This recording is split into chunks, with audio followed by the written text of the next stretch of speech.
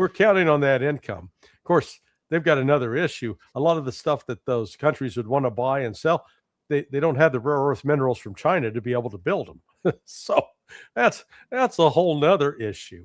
But I think we're looking at a potential of a complete financial restructuring of the Gulf, because UAE is probably the weakest next to Bahrain of the GCCs in terms of its dependence on external investment, external trade, etc.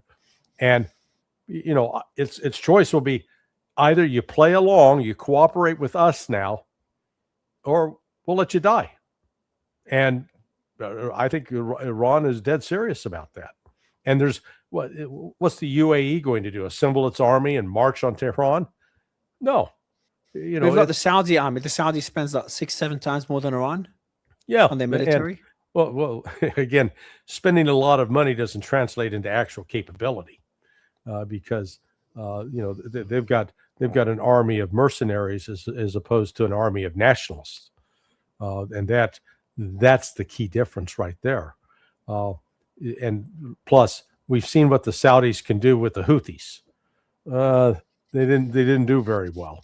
So again, they don't even have the best army money can buy. they've got a instead of a bunch of rent-a-cops, it's a rent-a-soldier. Why do you think the Houthis are not doing much in this war yet? So one of the theories is that they're potentially doing a back deal with Saudi. There was a delegation, no one knows from which country, meeting the Houthis, the presidential palace, I think it was yesterday.